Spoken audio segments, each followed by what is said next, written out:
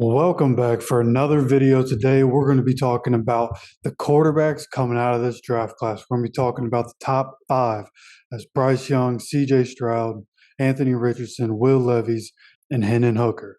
Now, all five of these guys right now, it sounds like probably all going to be going in the first round. The only real question is where are these guys going to end up?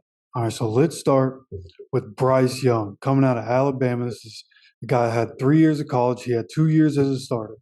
In those 2 years in college, he was a consensus All American, a Heisman Trophy winner, AP Player of the Year. He won the Davy O'Brien Trophy, the Manning Award, and the Maxwell Award, and won SEC Offensive Player of the Year. All right, accolades just stacked up. Just boom, boom, boom. Okay, everybody knows about Bryce Young. This is a guy that very easily could go number one overall to the Panthers. If he doesn't go number one, he's pretty much guaranteed to go number two. All right, everybody knows who this guy is, and everybody by this time has heard about his size. This guy is only 5'10". We've seen short quarterbacks be able to make it. Obviously, people point to Drew Brees and Russell Wilson. Like, it can happen, but it's usually not likely, and that's why any value that he could lose, it's going to be because of his size. But he was able to put on some weight at the combine and his pro day. He came in at 203 and 204 pounds. His hand size is 9 3/4 inches, which doesn't hit that 10-inch threshold that coaches would like and GMs would like. But 9 3/4, you're basically there. We're like, that's fine. Now, he didn't do any of the physical drills at the combine or his pro day, but he did throw 60, 50 to 60 passes at his pro day and looked the part. Like, he looked like Bryce Young. We know he's going to be accurate. He has mobility. He's not somebody that like you expect to run a whole bunch and get a bunch of rushing yards, but he's mobile enough and has enough escapability in the pocket to be able to make things happen. And again, the accuracy on the run is something that comes into play there, and he has that and his anticipation. Like, one of the things that makes him that guy in a lot of people's minds is what he's able to do and being able to lead his receivers. He knows where to go with the ball and when to do it. So we know who he is at this point. He is going to be a guy. It's really the size that everybody's talking about, and can he be durable in the NFL? Because if he can, like the type of numbers he was putting up at Alabama, like 65 in his career, threw for 65.8% completion percentage, 8,356 yards, 80 touchdowns, 12 interceptions. This is a guy that makes good decisions, a guy you can rely on as long as he's available. The best ability is availability. And that is the biggest question with Bryce Young. But right now it's looking like he's going to be a top two pick pretty much any way this goes. And the other guy that's pretty much guaranteed to be a top two pick at this point is CJ Stroud. He also had 3 years of college, 2 years as a starter. In those 2 years, his numbers were 69.3% completion percentage, which is phenomenal. Even in college, that's great.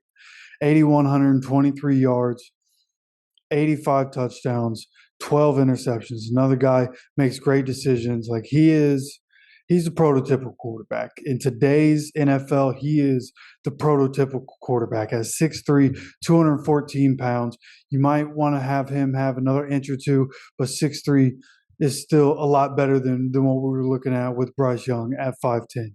And at 214 pounds, at 6'3", this is a guy that's durable. He's built well. As he continues to grow and get older and mature as a man, especially being in the NFL, you would expect he's going to put on some weight, kind of like Justin Herbert did for the Chargers. After his second season, he put on quite a bit of muscle and bulked up. That's just going to happen as he gets older. He has 10-inch hands with a 6'6" wingspan.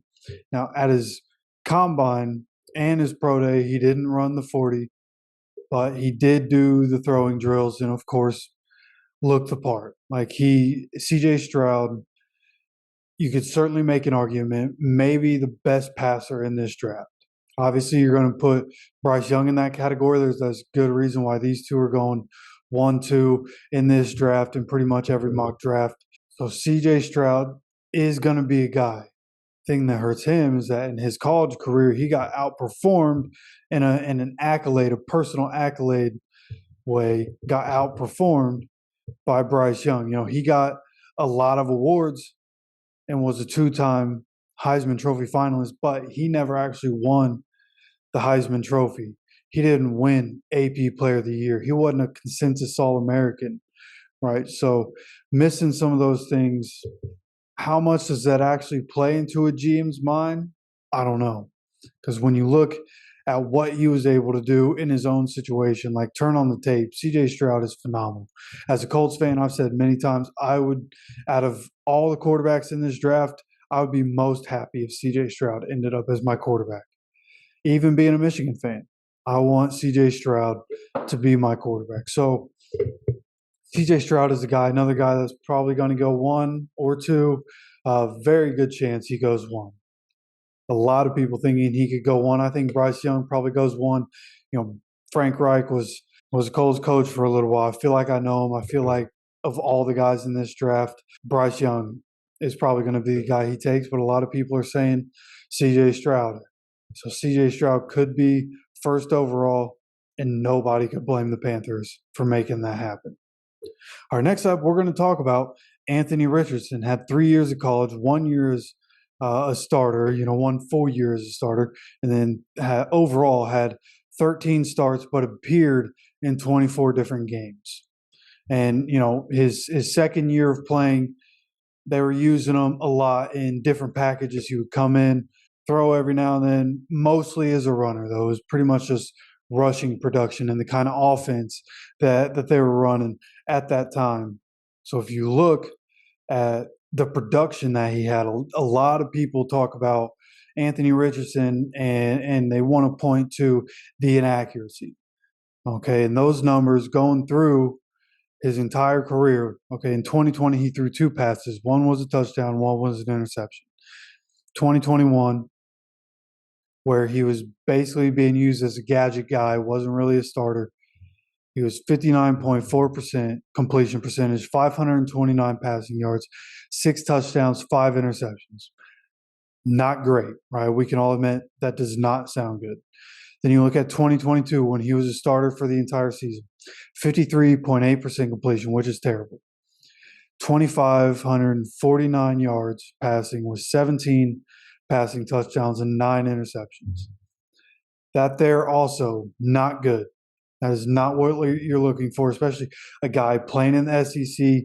It's basically the pro league of college football at this point. And the fact that those are his numbers, like 53.8%, that sticks out like a sore thumb. 17 touchdowns, 9 interceptions, that hurts. And the lack of experience, right? You can't overstate the lack of experience with only having 13 starts in college football. So coming into the NFL, it's going to be tough to say that he's going to be great coming in. Like, of all these guys, the physical specimen that he is at 6'3" and a quarter, 244 pounds, he could end up as the best quarterback in this draft. He could also very easily end up as the worst of the 5 first-round quarterbacks in this draft. Now, as a Colts fan, if I don't get CJ Stroud, I want Anthony Richardson because of that potential, right? This is a guy, he ran the 4th fastest 40 time at the combine since 2000 at 4.43. He also set records for quarterbacks at the combine for the broad jump and the vertical jump. His broad jump was 10 feet 9 inches, and his vertical jump was 40 and a half. Like, this is a physical specimen. And if you can shape him up to be a passer in the NFL and be able to have that real dual threat ability, this is a guy that's going to be ridiculously dangerous. Now, one of the reasons that as a Colts fan I would want him as my quarterback is because if you look at the numbers that he had in college as a passer, it doesn't look great. And you don't want to sit here and make excuses for a guy, but you have to look at the fact that Florida is in the SEC. The kind of teams that they're playing against, like if you look at the team that Anthony Richardson had around him, specifically the offense, like when it comes down to it, who cares about if you're winning or not? The team could be bad.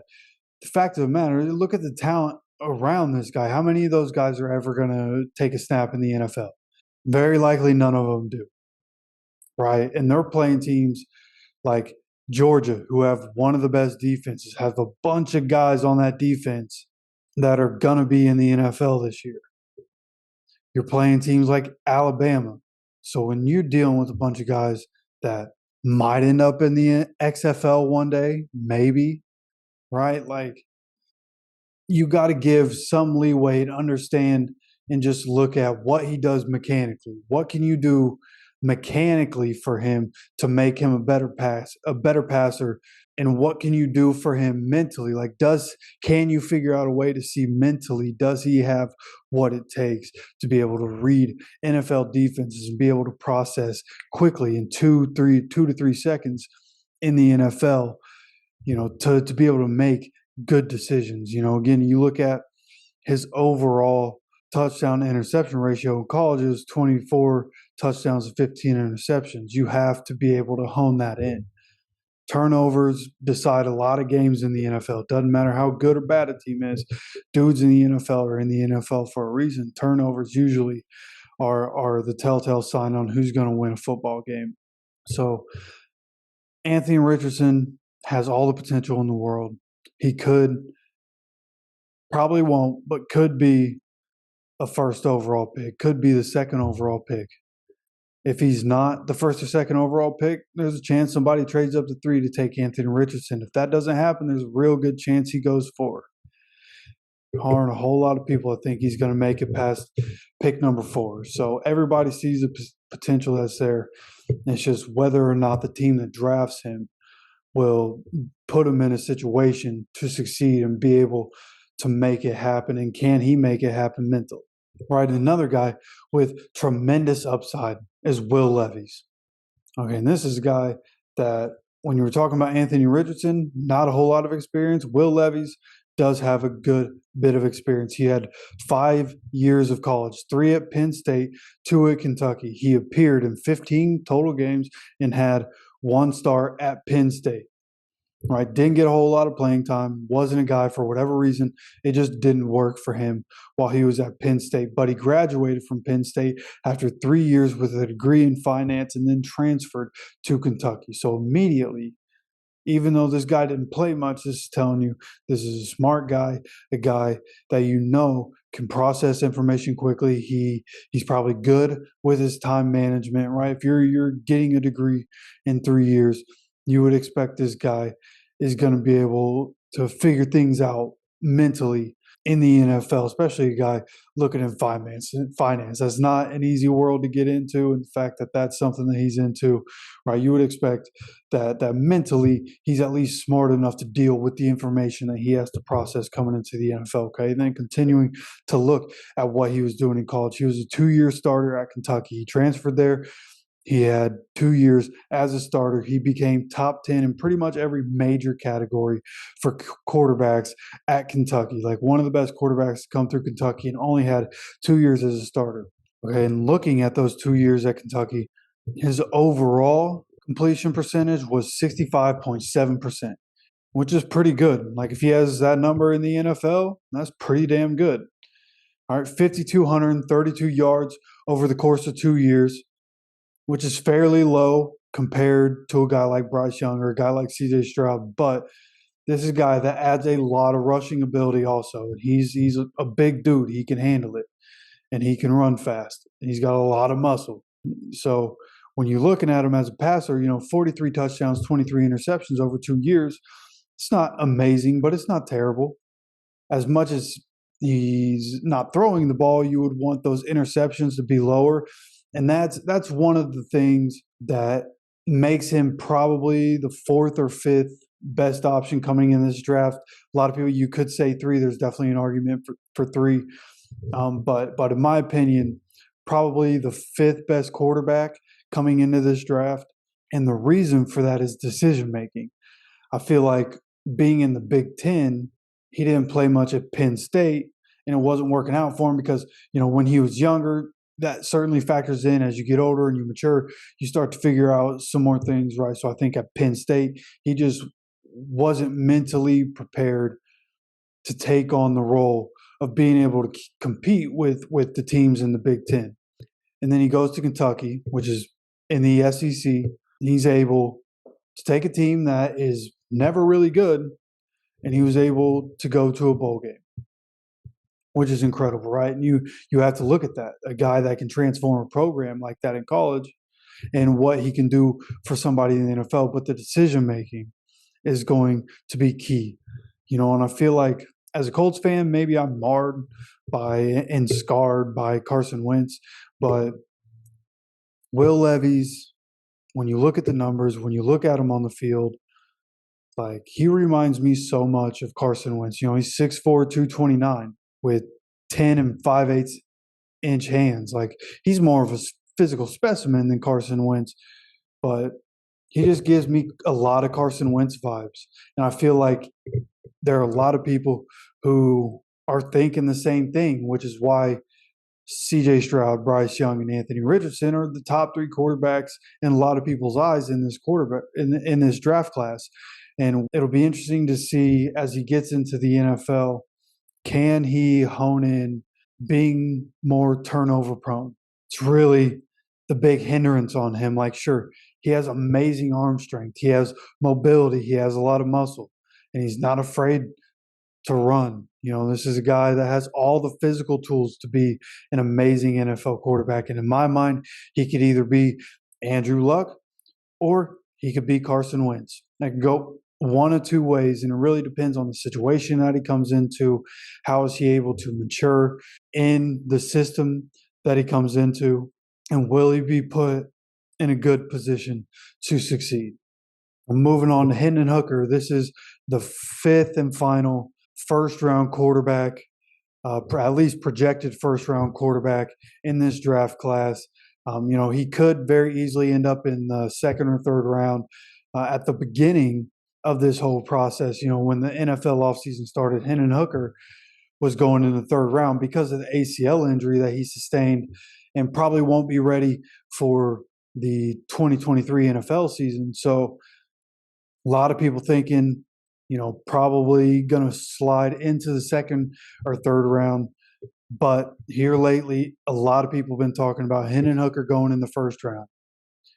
And there is a real good possibility of that.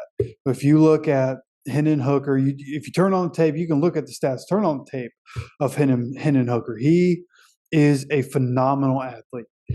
And he makes good decisions. Like his decision making is ridiculous. When I really went in and started looking at the numbers, that tells a tale. He makes good decisions. He has that dual threat ability, but he looks to pass first, which I think is something that's important when you go into the NFL. You want a guy that can make plays with his legs, but especially with the torn ACL, you want a guy that is going to make good decisions. And this is a guy that had 5 years of college. He had 3 at Virginia Tech, 2 at Tennessee.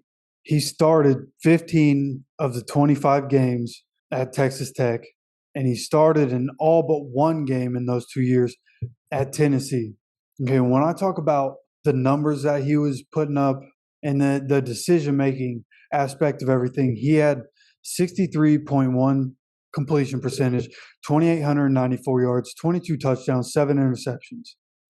Right, that's better than a 3-to-1 touchdown to interception ratio, which is great. You get that in the NFL at any point. Like if he has 30 touchdowns and 10 interceptions, you'll take that. So that was good, and that was just in his first 3 seasons. Right, he redshirted his first season at Virginia Tech, but his second and third year of college, and being as young as he was, and being able to have the decision making that he was. You love to see that. Okay. And then you move on to when he went to Tennessee. In those 2 years, he had 68.8 completion percentage, 58 touchdowns, 5 interceptions. That's more than an 11-to-1 touchdown to interception ratio, which is ridiculous. Absolutely ridiculous. That's Aaron Rodgers type numbers, video game type numbers from that aspect of it. Like the decision making in the last 2 years of college is crazy, especially when you're playing higher levels of competition there at Tennessee. Now, a lot of people will point to his Tennessee career and say that he had the benefit of being in an air raid offense, whatever that means. I don't understand that. When you turn on the tape, you just have to look at the decisions he makes. Like, what kind of position did the coach put him in? I don't care what the offense looks like. It's what is the team around him doing? Okay, what do the players around them look like? What's the level of talent around them? Right? You have to look at that, and then you have to look at what are they doing? Like, of anything that's open, like what kind of play is he making? Is he making plays with his arm? Is he making plays with his legs? And he can do both, and he makes good decisions. Now, granted, this is again a guy that had 5 years of college. He's older than some of the other quarterbacks, a lot of the other quarterbacks coming into this draft. But that I think that helps. I think having a guy that's 22, 23 years old coming into the league is a good thing. And so Hendon Hooker, with everything that he provides as a passer, what he can do with his legs, he looks to pass first, but can run and make plays, and makes electric plays with his legs. Really, like he was running away with the Heisman Trophy before the ACL happened. So this is a guy very easily could have been first overall pick if the ACL injury didn't happen. But because it happened, teams that I could see drafting him are teams like the Titans or the Buccaneers or the Ravens. Depending on what the Ravens do, the Ravens just signed Odell Beckham Jr., so there's a very good chance that they could keep Lamar at this point. So because of that, there's a good chance the Ravens don't draft Hendon Hooker. But if Lamar's not there, they would be a team that I would watch to draft Hendon Hooker. So there are a lot of places he could go. I'd be interested to know where you think he's going to go. Where do you think any five of these guys go? You know, I think Bryce Young ends up as the Panthers quarterback. I think CJ Stroud ends up as the Texans quarterback. I think Anthony Richardson ends up with the Colts. Will Levis feels like the Raiders could draft him as a project quarterback to be behind Jimmy G. And Hendon Hooker, when it's all said and done, is going to be the Buccaneers quarterback of the future. Going to sit behind Baker Mayfield for a year, continue to let that ACL heal up, continue to kind of figure out the NFL process. But I do think Hendon Hooker is a Buccaneer going forward, gets drafted with the 19th overall pick in the first round. So again, let me know what you think. Let me know down in the comments. Don't forget to come back over the next couple weeks. We're going to have videos every other day leading up to the draft. And then at that point, we're going to be taking on a whole different look. And we're going to be trying to push out a different kind of content to you guys. And we're going to try to make things more enjoyable for you. We would love to know what kind of content you want us to have. Let us know that down in the comments as well. And we will see you for the next video.